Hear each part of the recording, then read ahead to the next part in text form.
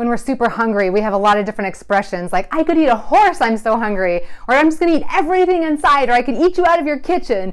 Because when we're starving, we just like want it all. And when we're lonely, it's kind of the same. We wish we could just like go from lonely to super connected. And sometimes we're at risk of just latching on to people super fast and super tight. As soon as we find somebody friendly, we're just hungry. We're desperate. We want that. And so we're like, oh, she seems nice. And we're like, new best friend. And we're very quick to like get our feelings hurt if she's not reciprocating, or to like wonder why she's not sharing as much, or we want to all of a sudden be best friends. We want to be able to rely on her. We want the whole thing. But the truth of the matter is that we just can't simply go from not having friends to then being really close friends. You'll remember the Frientimacy triangle. All relationships start at the bottom of the triangle and then we grow some of them up the triangle. And that's a development process. We simply can't just take people we've just met and plop them at the top of the triangle and be like, yay, you're my new best friend. I wish. They all start at the bottom and they get developed up the triangle with consistency, positivity, and vulnerability. And I've got video series on all of that if you want to go deeper on those 3 things that you can put into place. But in this video series this month, I'm just talking about loneliness and trying to give some different tips. We covered in 1 week, we talked about 3 common types of loneliness. In our second video, we talked about the taking 10 steps. Like, what is the baby step that we can start making, kind of coming up with your game plan for moving toward greater connection. And then we talked about how to identify and look for safe friends when we're lonely. And in this one, I want to put it on us to just say, and what do we need to be mindful of as we're in the friend making process and maybe coming at it a little hungry? So first of all, just own that. I mean, that's okay. We've been there. We've all been at that place where we just want to be at the top of the triangle and we're not yet there. So just own it, stay mindful of it. And here's 3 things I invite you to be aware of and to practice in your friendships as you're out making friends. And the number 1, I kind of stepped into it already, and that is be patient. Just recognize it's a developmental process. I keep showing it going up. It has to just take time.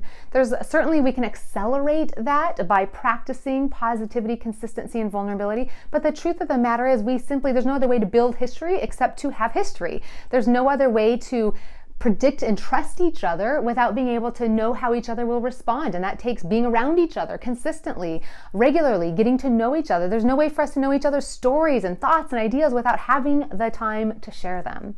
And so at the end of the day, it just takes time. I have a video on here of how much time does it take to make a friend. Maybe go find that one next would be a good one. But it takes time. And I just want to say in the place here that it's something about being slow and steady. Just recognize it as an incremental process. You can't just grab somebody by their collar and pull them in. You can't even hug them tight. You can't sit there and say, we are now everything, and put all of that on somebody else.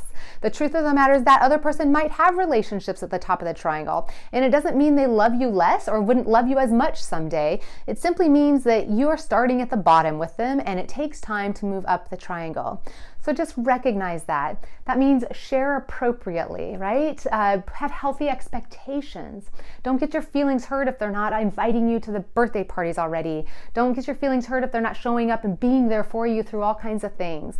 Just recognize that there's a developmental process and be mindful about having healthy expectations along the way. Be patient. So hard, but so important. We don't want to come in and just grab people by our loneliness. The second invitation I would like to invite you to hold is to be curious.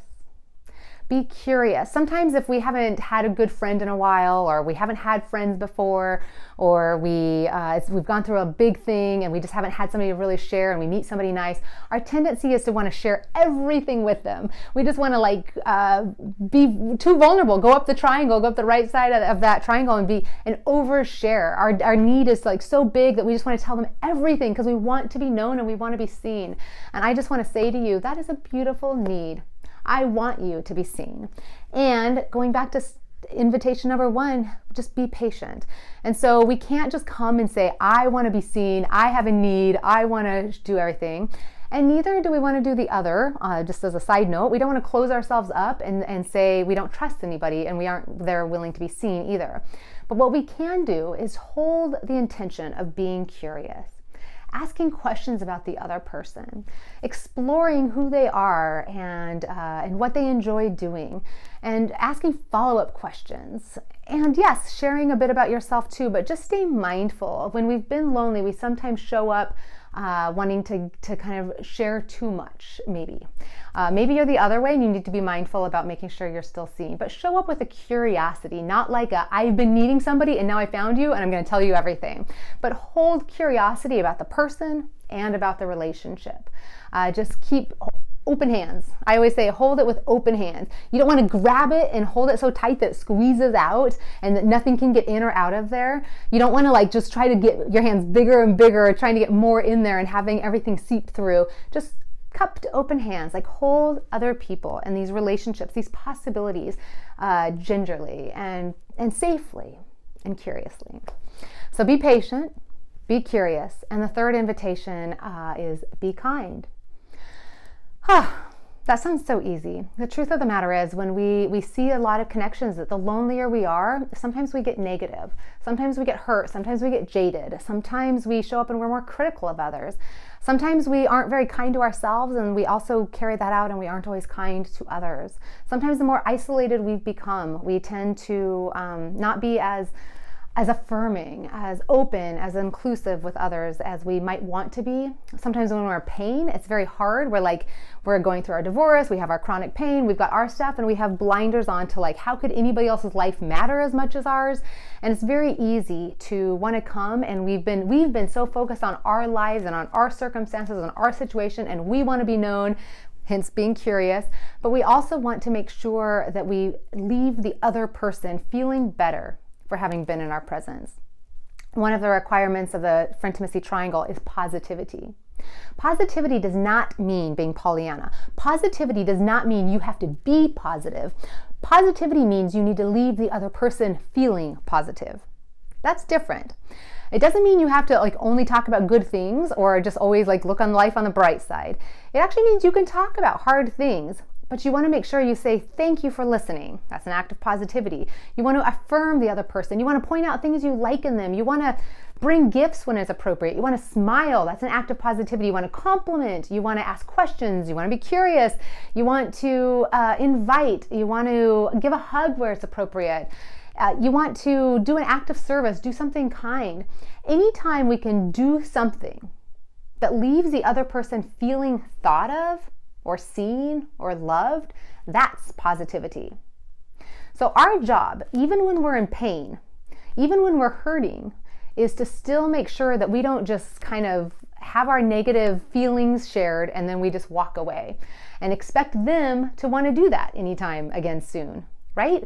We don't even, like, subconsciously, we want to go repeat experiences with people that we enjoyed. And so we don't need to pretend life is amazing if it's not, but we do need to make sure that we leave people feeling good for having been with us. And so my invitation is to you to even when you're building new friendships, being like, what value can I add? How can I bring a smile to her face? What can I do that would add some joy to this moment? Maybe we should go out, and maybe I should suggest we go to a comedy club, or we go do something kind of crazy. What can we do that's fun? What can we do that's energizing? What can we do to add some positive feelings into this relationship? My invitations for you are that you would be patient, be curious, and be kind. And as you practice these things and stay mindful of them, as you're building the friendships, you're going to build a friendship that has really beautiful DNA. You're going to build a friendship that's strong, that's mutual, where they want to be around you. You don't want people just being around you out of like pity. None of us want that. We want to build friendships where we are contributing, where we're receiving, and where we both feel like lucky to be with each other. And we can do that. So no matter what you're feeling, no matter what pain you're in, hold it, don't deny it. We're not asking you to not bring it up or to be yourself. We want you to be honest and authentic. And we want you to just hold the intentions of being somebody that's there for the other person too, to make sure that their experience is positive, because we want that for both of you. Blessings on you as you kind of walk into territory that might feel new, that might feel different, that you need to stay present to these things in a way you might not have before. I want that for you. I want this to be given to you. I want you to give it to others. Blessings on you.